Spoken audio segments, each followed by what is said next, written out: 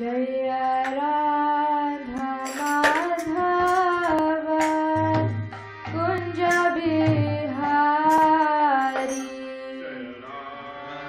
Radha Kunja Bihari Jaya Radha Madhava Kunja Bihari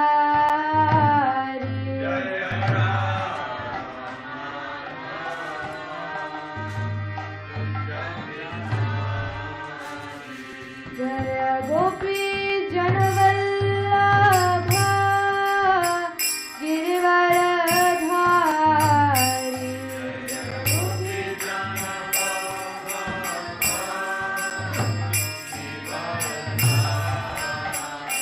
Jaya Gopi Janavallabha Girivaradhari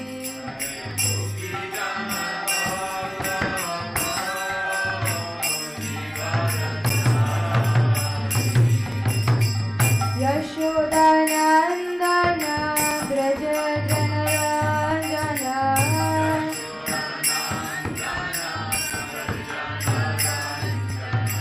Yashodanandana Braja Janaranjana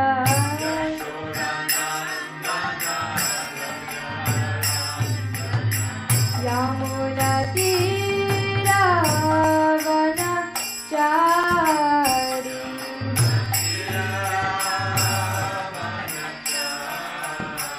Yamuna Tiravana Chari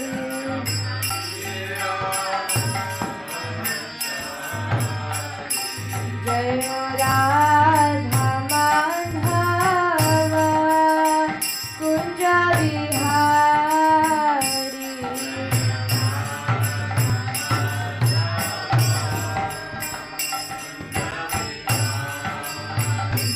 Jaya Radha Madhava Kunja Bihari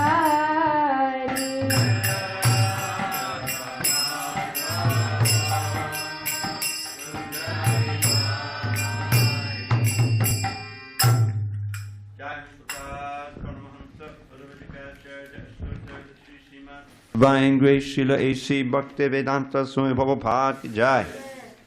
ISKCON BBT Founder Acharya Srila Prabhupada ki jai.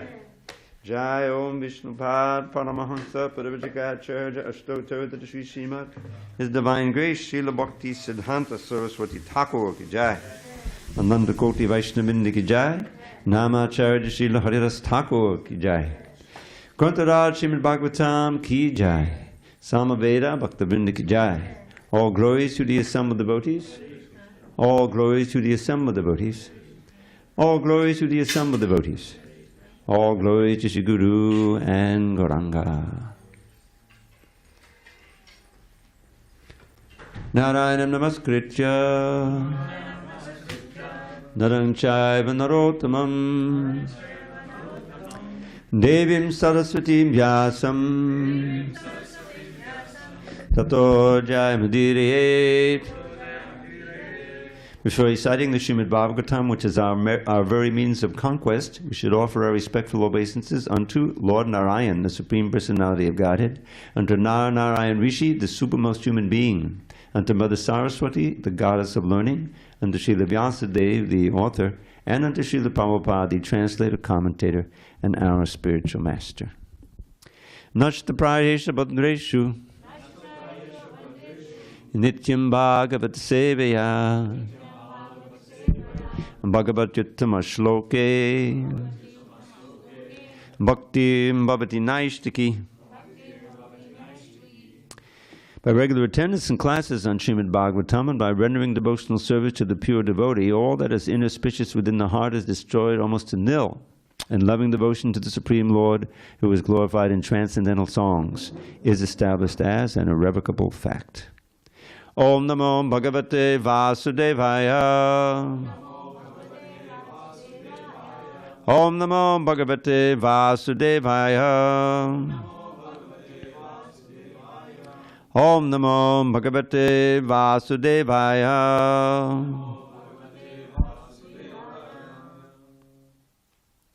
On this glorious appearance day of Lord Balaram Ji, August 19th, 2024 in San Diego, we're reading from Srimad Bhagavatam, 10th canto, the Summum Bonum, 2nd chapter, Prayers by the Demigods for Lord Krishna in the Womb, text number 8. Devakya Jatare Garbham Śeṣakyam Dhamma Mamakam Tat Saṅkarṣaṇa Rohiṇā Udare Sanniveshaya Devakya Jatare Garbham Śeṣakyam Dhamma Mamakam Tat Saṅkarṣaṇa Rohiṇā Udare Sanniveshaya Devakya Jatare Garbham Śeṣakyam Dhamma Mamakam Tat Saṅkarṣaṇa Rohiṇā Udare Sanniveshaya Devakya Jatare Garbham Śeṣakyam Dhamma Mamakam Tat Saṅkarṣaṇa Rohiṇā Udare Sanniveshaya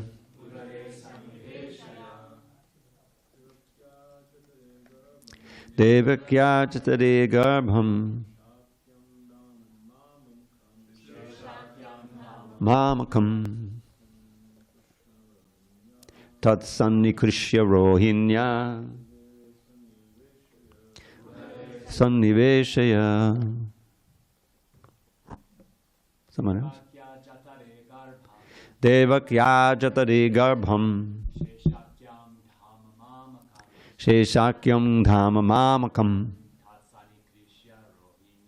Tat Saṅkarṣaṇa Rohiṇā Udare Sanniveshaya Devakya Jatare Garbham Śeṣakyam Dhamma Mamakam Tat Saṅkarṣaṇa Rohiṇā Udare Sanniveshaya. Devakya of Devakī, Jatare within the womb, Garbham the embryo, Śeṣa Akyam known as Śeṣa, the plenary expansion of Krishna, Dhamma the plenary expansion, Mamakam of me, Tat him, Saṅkarṣaṇa attracting, Rohiṇā Rohiṇyāha of Rohiṇī, Udare within the womb, Sanniveshaya transfer without difficulty. Okay, before I read the translation to this verse, I'm going to give a little bit of background because Kamsa has killed the first 6 sons of Devakī, and so now Krishna has summoned Maya, Yoga-māyā Devi, in order to transfer the 7th pregnancy, which is Balarama, who's in the womb of Devakī now. And he's going to tell her to, as we read here, that you transfer to Yashoda, excuse me, not Yashoda, Rohiṇī, and then I'll take birth later. So now we'll read the translation. Krishna speaking to Yoga-māyā. Within the womb of Devakī is my partial plenary expansion, known as Saṅkarṣaṇa or Śeṣa. Without difficulty, transfer him into the womb of Rohiṇī. Now, I'm going to read from Srila Prabhupada's commentary on this in the Krishna book, because he gives some very important instructions for us there. And Sorry, it's... Okay. Okay. My plenary expansion Ananta Śeṣa is within the womb of Devakī. He's still speaking of the Yoga-māyā. On account of being forcibly attracted to the womb of Rohiṇī, he will be known as Saṅkarṣaṇa and will be the source of all spiritual power, or bala, by which one can attain the highest bliss of life, which is called Ramana.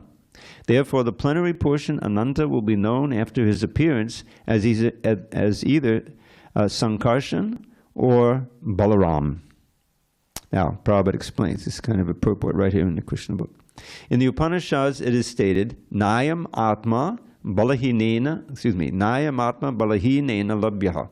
The purport is that one cannot attain the supreme platform of self-realization without being sufficiently favored by Balarama.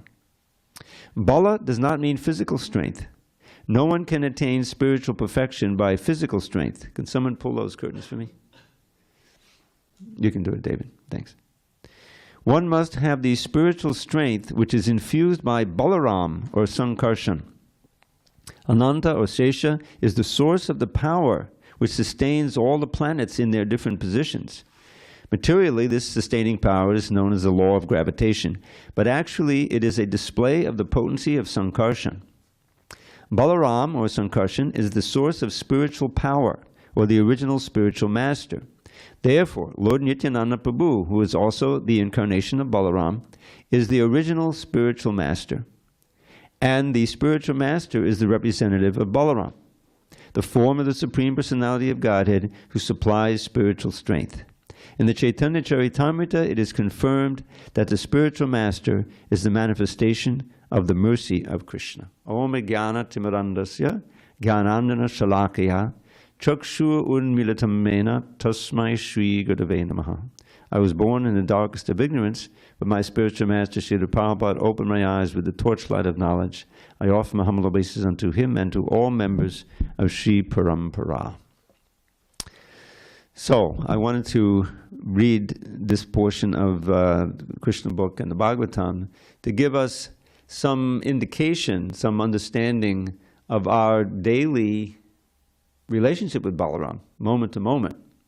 Because we're practitioners of bhakti, we're trying to advance, and for that we need spiritual strength, because Maya is very strong, and we're all coming from conditioned position, except some of us. Some of us are born in the movement, we're very fortunate.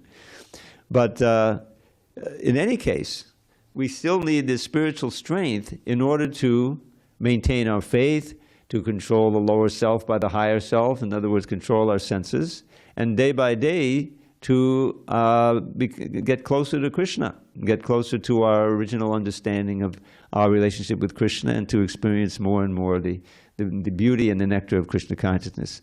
So, and it's very significant, obviously, that Balarama has appeared as Nityananda, Lord Nityananda, because Lord Nityananda, of course, joined Lord Chaitanya after he started his Saṅkarṣaṇa movement, and they really immediately recognized each other as brothers. Lord Chaitanya is Krishna and Nityananda is Balarama.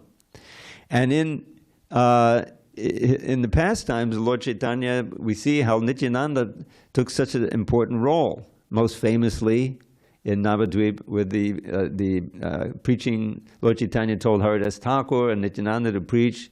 He gave them the instruction, Bolo Krishna, Bhaje Krishna, Koro Krishna, Shika. So he gave them instructions to do that themselves, but also would instruct everyone else to do it. Just chant Shri Krishna's name and worship him with all your heart. Follow his instructions, and to others them impart. That's kind of a little sutra that Prabhupada spread the Krishna consciousness movement. He trained us to do that, become pure, and then spread the movement. So they were doing that, going everywhere. He and Haridas Thakur, and they would knock on the doors and they would plead for the householders to do that. And some of them would respond very favorably, of course. And then they came across, not Jaya Vijay, but Jagai Madhai. Jagai and Madhai. Now, Prabhupada often said that this world is now full of Jagais and Madhais, people who are completely absorbed in sense gratification, have no devotional qualities.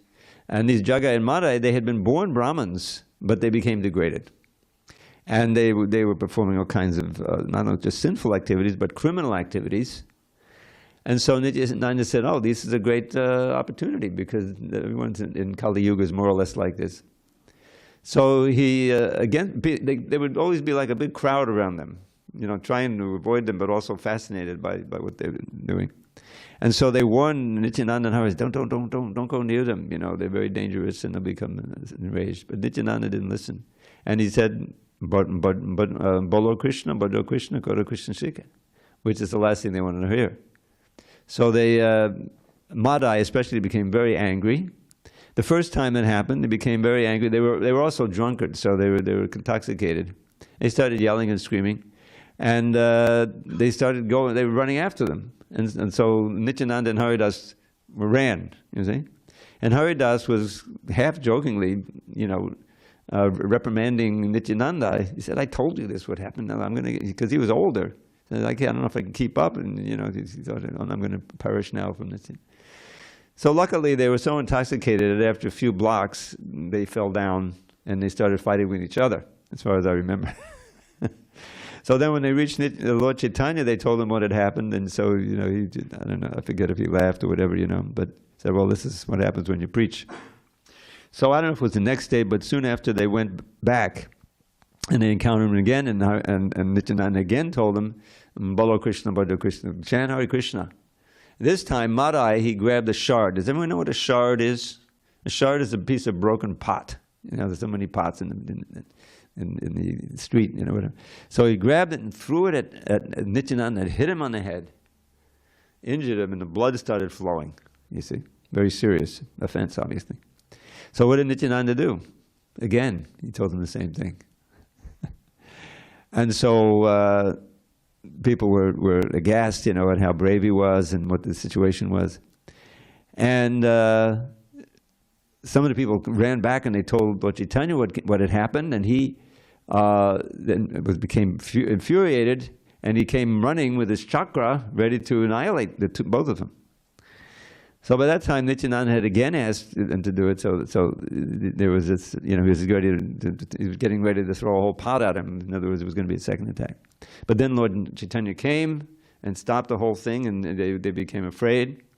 And Nityananda, but meanwhile, when Madai was ready to throw the other pot, Jagai stopped him. He had a moment of sanity. He said, no, he's saintly people. This is a saintly person. You shouldn't do it, which is very key to the whole pastime. So when Lord Chaitanya appeared with his chakra ready to annihilate them both, Lord Nityananda first appealed, no, this Jagai, he saved me. He stopped Madai. I said, oh, very good, So Jagai offered his obeisance and got Krishna Prema. But Madai said, well, okay, because he saw the danger, this is chakra, so he also bowed down and said, no, you have to get the mercy of Nityananda. No, I'm not going to let you go for this. So he bowed down, and they both became purified, famously. And they were welcomed, ultimately, after Lord Chaitanya told everyone, okay, forget about what they were before. They're now free of their sin, and they're pure devotees, so don't remember that. You welcome into the community of devotees, They were still now regretful of all the sins and the offenses they'd made. So they wanted a way to atone. So I think, was it Lord Chaitanya and Nityananda told them, well, you build a little ghat where the devotees can bathe, And the devotees would come to the ghat, and then Madai would pray that they forgave, he would ask for forgiveness and like that. So they were completely transformed, in other words. And it was Nityananda's mercy and his power, of kindness and compassion that transformed them. And so Prabhupada makes the point when he talks about this and writes about it, that in this age everyone is on like Jagais and Magais. The world is so degraded. But by the Saṅkarṣaṇa movement, which is running on the energy of Balarama, Nityananda and Lord Chaitanya, people can be transformed. And we have our own experience of that. How that we may not be on the levels of Jagai and Madai yet, the pure Jagai and Madai, but we're feeling the power of the holy name and of the process of devotional service that it kills the desire to perform sinful activity. That's what's so amazing. And that's the whole pastime of a Jamil. That Parikshit asked, how can these poor people be saved from the hellish punishments? In the first chapter of the 6th canto, it was right after the hell descriptions in the 5th canto. And Parikshit, being a kind Vaishnava, well, how can they be saved? And Shukadev tested him, and he said, oh, by atonement. The process of prayaschitta. And he said, then one can become purified. And what's the famous phrase that encapsulates Parikshit's response to that? What did he say it's like? Kunjara Shochavat. Like bathing of an elephant. He gets all dusty and sweaty, and he goes into the lake or the stream, and then he's clean, comes out, but how's he going to dry off? Is there a big enough kamsha? No. So he takes all the dust from the path. He's getting dry, but he's getting dirty again. So similarly, if one practices prayaschitta, it may atone for the sin, but it doesn't uproot the desire to perform more sins. That's the key. How to get free of the sins. And we have the famous verse in the Bhagavad Gita. I know you know this one, Amoga. Nehabhikrimanashasti pratyavaya navidyate svopamapisadamasa trayate mahatobet. I'm sorry, that's not the one I'm looking for. Vishayavanivartante nidahara siddhehinak rasavajam masabhyasya padam jistranavajate. You can give up the vishayas in sense gratification by force of will. And millions of, I'm not insulting women, but I think it's mostly women are really, really trying to decrease their weight, right? They're too fat. So, okay, no more chocolate sundaes, no more ice cream, this and that, right? And they may even go to what we used to call a fat farm. I don't know if they do that anymore, It's like a place where you can get spiritual strength, to... But you may do that and lose some weight, very good. But you still have that inbred desire for the chocolate sundaes and everything, and you can easily fall off the wagon, as we used to say. But in Krishna consciousness, if you're strict, you don't fall off the wagon, right? Yadavadi mamacheta Krishna pada aravinde. What did Yamunacharya say? Right? He was deeply immersed in enjoyment as a king. He won the kingdom, and the story. But then when he went back and he was pure, he said, oh, gee, when I think about, this illicit sex, I just spit at it, probably immortally and most lovingly and endearingly says, spite at it. I spite at it. Spite at the thought. In other words, it's abominable. You don't have a taste for it, rather you hate it. So that's due to the strength of Balarama that he's infusing us with that. To make us spontaneously attracted to Krishna and the name of Krishna, because when you get to that point, there's no question of falling down. You don't want to. There's no temptation. Like Haridas Thakur, he was in the preaching. He was tempted on both sides, meaning that he was tempted twice, once by Maya Devi personally, but that was second. First by the prostitute sent by, what was his name? Ram Chandra something. Yeah. And so he was completely immune. He was chanting the holy name, completely satisfied. And he took mercy on the prostitute and said, yes, well, we'll be together, but just let me finish my rounds, okay? Just sit here. Hare Krishna, Hare Krishna, Hare Krishna, Hare Krishna. The sunrise comes, So she's a little disappointed. Obviously, he goes back, and Ramchandra says, well, what happened? What happened? Can we go arrest him? He said, no. He promised me the next night. So just once I'm with him one time, you can come and get him. So she comes back. He's still chanting. I just have a few more rounds, So just sit. So she's sitting, and she's pious, She's raising, so she starts chanting also, And then again, sunrise comes, says, okay, one more time. So this time she comes and she realizes how great he is, and she offers obeisances, and he initiates. I would have left the first night. I knew what was happening, but to save you, I did that. So she becomes a great devotee. Again, it happened with Mayadevi personified. So the point was, he wasn't allured. He wasn't tempted. Tempted means that you want to do it, but you don't, generally, Allured is the same thing, but you generally, do it. But he wasn't at all desirous. So that's the pure situation that we can try to attain. And the spiritual master gives us the power to practice devotional service. That's why it's always said you can't practice just on your own as a hobby, you know. You may do a little bit, and, you know, but ultimately you need tadvidi paripatena paripashnena sevya. You have to surrender to a spiritual master and serve and inquire, and in this way to overcome the hard knot of the material desire. So that blessing is given in this movement, and it's under the aegis of Lord Nityananda, who is Balaram himself. So that's so important that we can remember this in Balaram's appearance day. And if there are any questions or comments on that, we can entertain them. Otherwise, I'm going to read one of my favorite pastimes of Balaram. Balaram kills Dravida gorilla. So, since I won't be speaking tonight, I'm going to leave that one. So if you have no questions or comments, we'll go to that. And, oh no, I'm sorry, I made a mistake. Here we go. Okay. The deliverance of Dravida gorilla. While Shukadeva Goswami continued to speak on the transcendental pastimes and characteristics of Lord Krishna, King Parikshit, upon hearing him, became more and more enthusiastic and wanted to hear further. Shukadeva Goswami next narrated the story of Dravida, the gorilla who was killed by Lord Balaram. This gorilla was a great friend of Baumasura, or Narakasura, who was killed by Krishna in connection with his kidnapping 16,000 princesses from all over the world. Dravida was the minister of King Sugriva. Now, Sugriva, he was on Ram's side, right? He was one of the gorillas on Ram's side. So this Dravida has had quite a fall from those days. His brother, Minda, was also a very powerful gorilla king. When Dravida gorilla heard the story of his friend Baumasura being killed by Lord Krishna, he planned to create mischief throughout the country in order to avenge the death of Baumasura.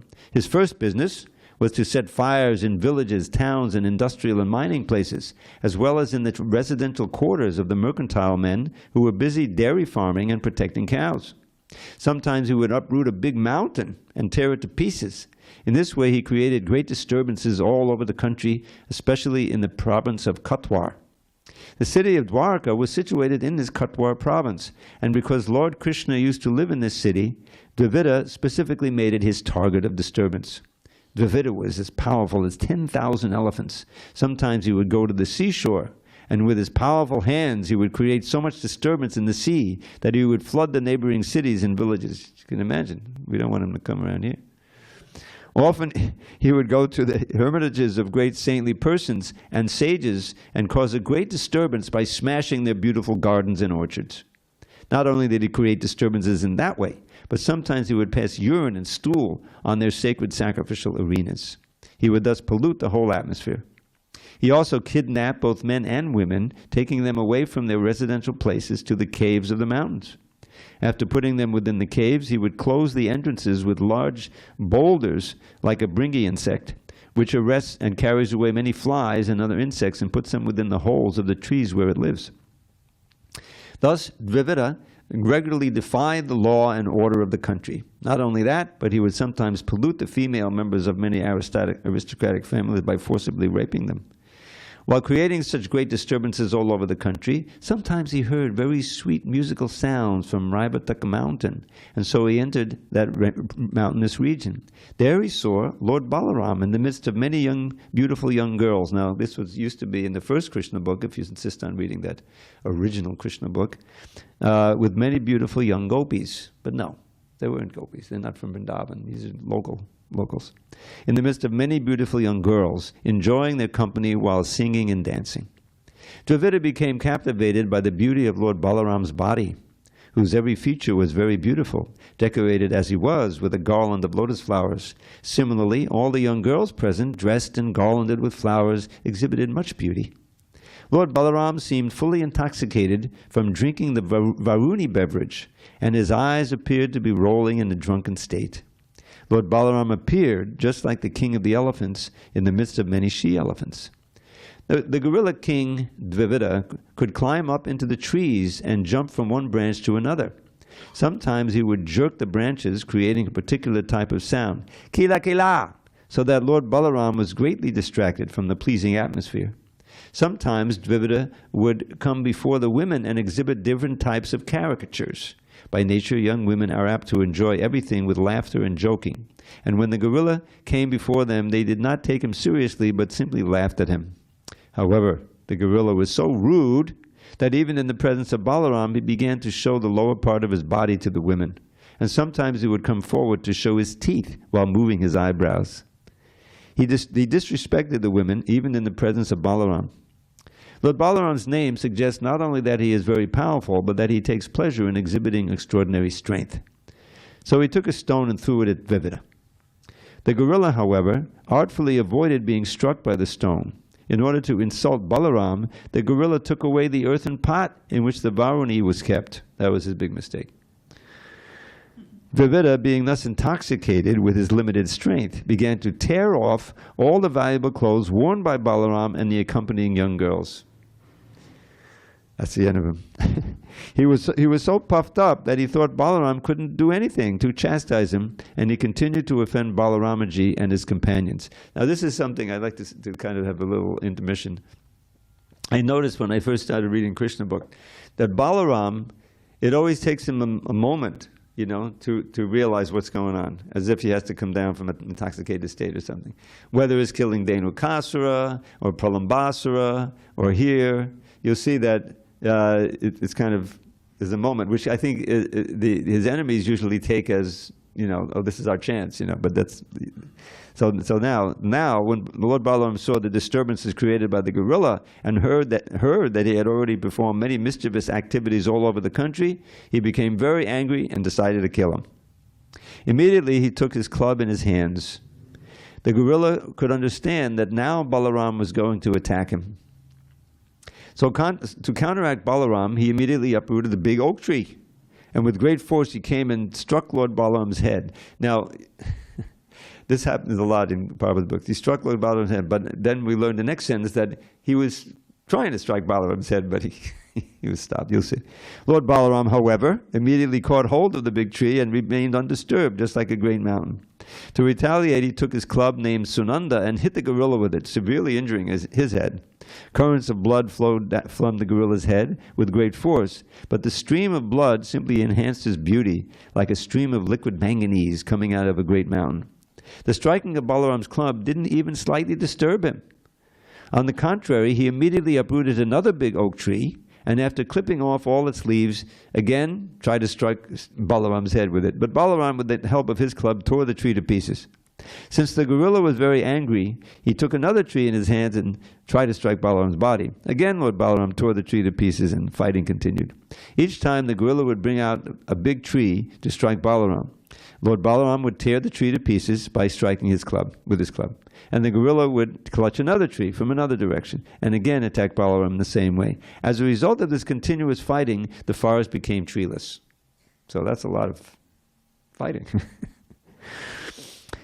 When no more trees were available, Dravida took help from the hills and threw large pieces of stone, called boulders, like rainfall upon the body of Balaram. Lord Balaram, didn't actually touch Balaram though. Lord Balaram, in a great sporting mood, began to smash those big pieces of stone into mere pebbles. Obviously, it's like baseball, right? He's hitting the home run every day. The gorilla, being bereft of all trees and stone slabs, now stood before Balaram and waved his strong fists. Now this is typical of all the demons. They see, say, Dhenukasura. Dhenukasura was easily thrown up, right, and into the tree and killed. He's killed by this. And then Prabhupada says, and then Dhenukasura's friends and associates, I think he uses that word there, they came forward in rage, you know. Well, how come they didn't understand? Dhenukasura is the most powerful one and they easily dispatched him. Why didn't they run the other way? The demons are always doing that. The wrestlers, right? Because the wrestlers eventually understood and they ran away. But here they are. So here's Dravida. Then with great force he began to beat Lord Balaram's chest with his fists. This time Lord Balaram became most angry. Lord Balaram became most angry, and since the gorilla was striking him with his hands, Lord Balaram would not strike him back with his own weapons, the club or plow. Simply with his fist he struck the collarbone of the gorilla. This blow proved fatal to Dravida, who immediately vomited blood and fell unconscious upon the ground. When the gorilla fell, all the hills and forests appeared to totter. That's how big he was. After this horrible incident, all the siddhas, the great sages, and the saintly persons from the upper planetary system showered flowers on the person of Lord Balaram and vibrated sounds glorifying his supremacy. All of them chanted, "All glories to Lord Balaram! Let us offer our respectful obeisances unto your lotus feet. By killing this great demon Dravida, you have initiated an auspicious era for the world." All such jubilant sounds of victory were heard from outer space. After killing the great demon Dravida and being worshipped by showers of flowers and glorious sounds of victory, Balaram returned to his capital city, Dwarka. So we have time for one or two more. Should I read another Balaram pastime? Okay. So here's one of my all-time favorites. Balaram visits Vrindavan. This is the other side of Balaram. Okay. So, okay. Okay. Okay, here's Dravida. Here it is. Lord Balaram became very anxious to see his father and mother in Vrindavan. Therefore, with great enthusiasm, he started on a chariot from Dwarka for Vrindavan. The inhabitants of Vrindavan had been anxious to see Krishna and Balaram for a very long time. When Lord Balaram returned to Vrindavan, all the cowherd boys and the gopis had grown up. But still, upon his arrival, they all embraced him, and Balaram embraced them in reciprocation. After this, he came before Maharaj Nanda and Yashoda and offered his respectful obeisances. In response, Mother Yashoda and Nanda Maharaj offered their blessings upon him. They addressed him as Jagadishwar, or Lord of the universe who maintains everyone. The reason for this was that Krishna and Balaram maintain all living entities, and yet Nanda and Yashoda were put into such difficulties on account of their absence. Feeling like this, they embraced Balaram and, seating him on their laps, began their perpetual crying, wetting Balaram with their tears. Lord Balaram then offered his respectful obeisances to the elderly cowherd men and accepted the obeisances of the younger cowherd men. Thus, according to their different ages and relationships, Lord Balaram exchanged feelings of friendship with them. He shook hands with those who were his equals in age and friendship, and with loud laughing embraced each one of them. After being received by the cowherd men and boys, the gopis, and King Nanda and Yashoda, Lord Balaram sat down, feeling satisfied, and they all surrounded him. First, Lord Balaram inquired from them about their welfare, and then, since they had not seen him for such a long time, they began to ask him many questions. The inhabitants of Vrindavan had sacrificed everything for Krishna, simply being captivated by the lotus eyes of the Lord. Because of their great desire to love Krishna, they never desired anything like elevation to the heavenly planets or merging into the effulgence of Brahman to become one with the absolute truth. They were not even interested in enjoying a life of opulence, but were satisfied in living a simple life in the village as cowherds. They were always absorbed in thoughts of Krishna and did not desire any personal benefits, and they were all so much in love with him that in his absence their voices faltered when they began to inquire from Balaramaji. First, Nanda Maharaj and Yashoda Mahi inquired, "My dear Balaram, are our friends like Vasudeva and others in the family doing well? Now you and Krishna are grown-up, married men with children. In the happiness of family life, do you sometimes remember your poor father and mother, Nanda and Yashoda? It is very good news that the most sinful King Kamsa has been killed by you, and that our friends like Vasudeva and the others who had been harassed have now been relieved. It is also very good news that you and Krishna defeated Jarasandha and Kalyavana, who is now dead, and that you are now living in a fortified residence in Dwarka." Close quote. When the gopis arrived, Lord Balaram glanced over them with loving eyes. Being overjoyed, the gopis, who had so long been mortified on account of Krishna's and Balaram's absence, began to ask about the welfare of their two brothers. They specifically asked Balaram whether Krishna was enjoying his life surrounded by the enlightened women of Dwarkapuri. Quote, "Does he sometimes remember his father, Nanda, and his mother Yashoda, and the other friends with whom he so intimately behaved while in Vrindavan? Does Krishna have any plans to come here to see his mother Yashoda, and does he remember us gopis, who are now pitiably bereft of his company? Krishna may have forgotten us in the midst of the cultured women of Dwarka, but as far as we are concerned, we still remember him by collecting flowers and sewing them into garlands." Now, just an intermission here. There's a play by Rupa Goswami called Lalita Madhava. It's a companion play to Vidagdha-māyā. Vidagdha-māyā is about Krishna in Vrindavan, the Leela-māyā is Krishna in Dwarka. And there it describes that not only did Krishna not forget those gopis, but due to his great separation, he had a new Vrindavan built. And there was a statue of Mother Yashoda, and the gopis, and the cows, and everything. And Krishna would, sometimes in what you would say, great ecstasy of separation, he would start talking to Yashoda, and he'd be puzzled why she wasn't answering. And he would go on like this. And so he was also feeling great separation from his friends in Vrindavan. And that's one of the main themes in that Lalita Madhava. As far as we're concerned, we still remember him by collecting flowers and sewing them into garlands. When he doesn't come, however, we simply pass our time crying. If only he would come here and accept these garlands we've made. Dear Lord Balaram, descendant of the Shah, you know that we would give up everything for Krishna's friendship. Even in great distress, one can't give up the connection of family members. But although it might be impossible for others, we gave up our fathers, mothers, sisters, and relatives. But then Krishna, without caring a pinch for our renunciation, all of a sudden renounced us and went away. He broke off our intimate relationship without serious consideration and left for a foreign country. But he was so clever and cunning that he manufactured very nice words.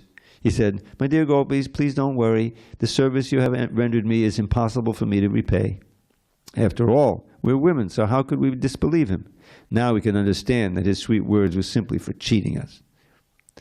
Protesting Krishna's absence from Vrindavan, another gopi said, "My dear Balaramaji, we are of course village girls, so Krishna could cheat us in that way. But what about the women of Dwarka? Don't think they're as foolish as we are. We village women might be misled by Krishna, but the women in the city of Dwarka are very clever and intelligent. Therefore, I would be surprised if such city women could be misled by Krishna and could believe his words." Another gopi then spoke, "My dear friend, Krishna is very clever in using words. No one can compete with him in that art. He can manufacture such colorful words and talk so sweetly that the heart of any woman would be misled. Besides that, he has perfected the art of smiling very attractively.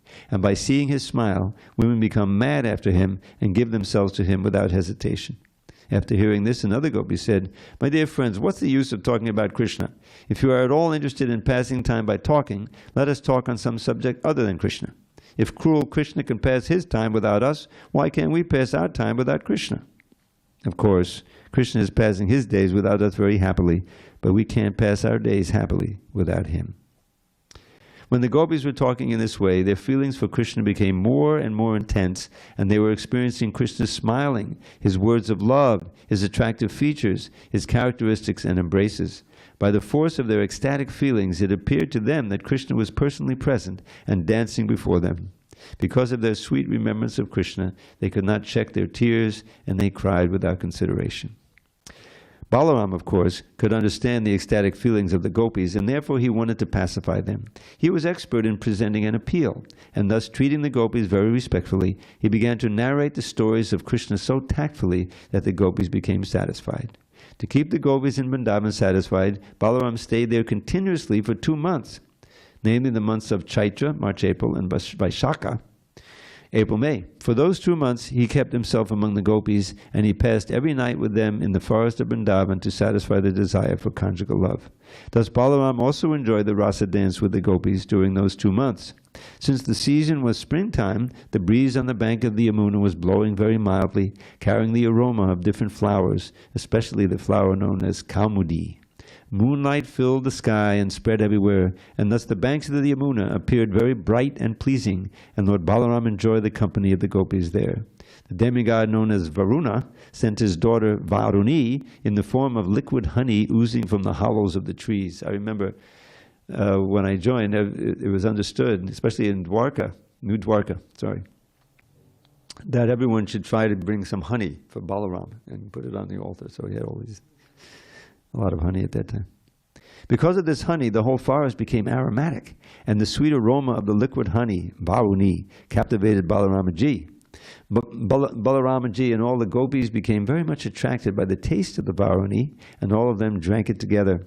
While drinking this natural beverage, all the gopis chanted the glories of Lord Balaram, and Lord Balaram felt very happy, as if he had become intoxicated by drinking that Rohiṇī beverage. His eyes rolled in a pleasing attitude. He was decorated with long garlands of forest flowers, and the whole situation appeared to be a great function of happiness because of this transcendental bliss. Lord Balaram smiled beautifully, and the drops of perspiration decorating his face appeared like soothing morning dew. While Balaram was in that happy mood, he desired to enjoy the company of the gopis in the water of the Yamuna. Therefore, he called the Yamuna to come nearby. So what happened? Who knows? Did the Yamuna come nearby? No. Not right away. Therefore, he called, but the Yamuna neglected the order of Balaramaji, considering him intoxicated. Lord Balaram became very much displeased at the Yamuna's neglecting his order. He immediately wanted to scratch the land near the river with his plowshare. Lord Balaram has two weapons, the plow and a club, from which he takes service when they are required. This time he wanted to bring the Yamuna by force, and he took the help of his plow. He wanted to punish the Yamuna because she didn't come in obedience to his order. He addressed the Yamuna, "You wretched river! You did not care for my order? Now I shall teach you a lesson. You did not come to me voluntarily. Now with the help of my plow I shall force you to come. I shall divide you into hundreds of scattered streams." When the Yamuna was threatened like this, she became greatly afraid of the power of Balaram and immediately came in person, falling at his lotus feet and praying thus, "My dear Balaram, you are the most powerful personality, and you are pleasing to everyone. Unfortunately, I forgot your glorious exalted position, but now I have come to my senses, and I remember that you hold all the planetary systems on your head merely by your partial expansion, Śeṣa. You are the sustainer of the whole universe, my dear Supreme Personality of Godhead. You are full with 6 opulences. Because I forgot your omnipotence, I have mistakenly disobeyed your order, and thus I have become a great offender. But, my dear Lord, please know that I am a soul surrendered unto you, who are very affectionate to your devotees. Therefore, please excuse my impudence and mistakes, and by your causeless mercy, may you now release me." Upon displaying this submissive attitude, the Yamuna was forgiven. And when she came nearby, Lord Balaram enjoyed the pleasure of swimming in her waters along with the gopis in the same way that an elephant enjoys himself along with his many she-elephants. After a long time, when Lord Balaram had enjoyed to his full satisfaction, he came out of the water and immediately a goddess of fortune offered him a nice blue garment and a valuable necklace made of gold. After bathing in the Yamuna, Lord Balaram, dressed in blue garments and decorated with golden ornaments, looked very attractive to everyone. Lord Balaram's complexion is white, and when he was properly dressed, he looked exactly like the white elephant of King Indra in the heavenly planets. The river Yamuna still has many small branches due to being scratched by the plowshare of Lord Balaram. And all these branches of the river Yamuna still glorify the omnipotence of Lord Balaram. Balaram and the gopis enjoyed transcendental pastimes together every night for 2 months, and time passed so quickly that all those nights appeared to be only one night. In the presence of Lord Balaram, all the gopis and other inhabitants of Vrindavan became as cheerful as they had been before in the presence of both brothers, Lord Krishna and Lord Balaram. So we have a few minutes left, and if you let me, I'd like to share a song by Jiva Goswami in his Gopal Champu, which is really based on the beginning of the Venu Gita chapter, where the gopis are glorifying Krishna, but they're also glorifying Balaram because they don't want their elders to think that they're just focused on Krishna. You remember that? After 2 or 3 verses they start. So let's see if I can find this. It'll take a second here. Okay.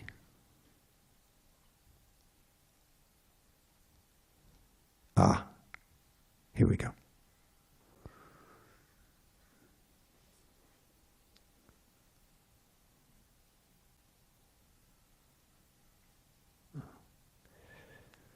Okay.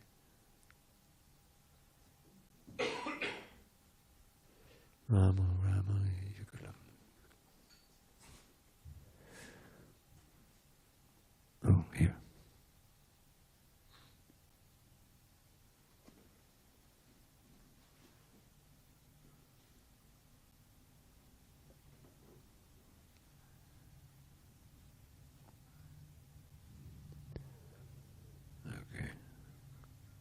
Okay, here you go. Amoga, can you just give me a little beat? Someone can play the kartals. I can play the kartals. No, because I could turn the page. Who plays the nice kartals? Okay, we have 6 minutes, so I'll do it real fast.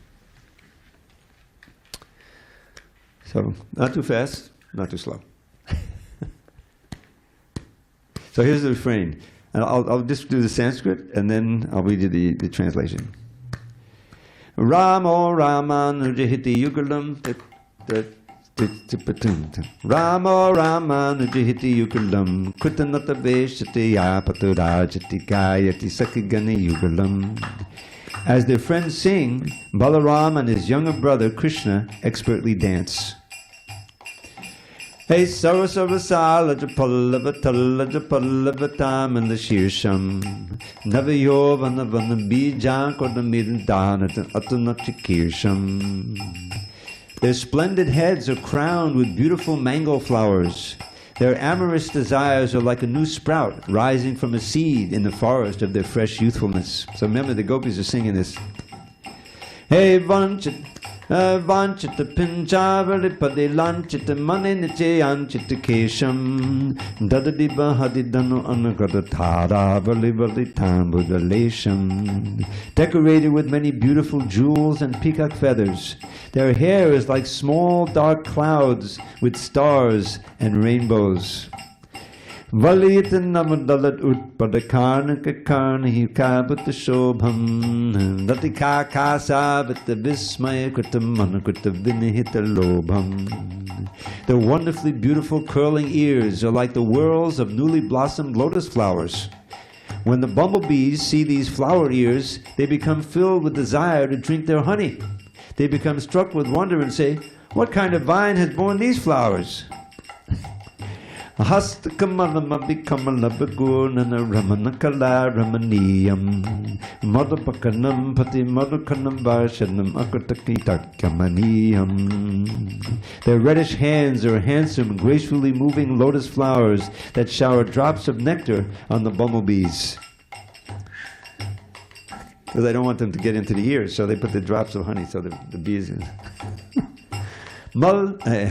Mala mala pada mala vali vali vapat ali vali tasadesham ali jam kidinut kola halabahalakuta halavesham. Attracted by the sweet fragrance of their flower garlands, the buzzing bees offer a great tumult of jubilant prayers. And finally, the final verse. Hey sitam asitam vapat asitam pitam vasadam yasachagitam Tadidham yadi gokalamanu gokalamayatataghamatitam. Their glorious forms are light and dark, and their splendid garments are also light and dark. If they follow the Surabhi cows into Gokula village, then all our sufferings will end. Srila Balaram ki jai. Okay, let's get ready for the greeting, which should be momentary. Hari Bol. And someone who's speaking tonight? Does anyone know? Balaram, that's appropriate. Balaram, speaking about Balaram. Yeah. And you can all learn that song? I'll give you the words.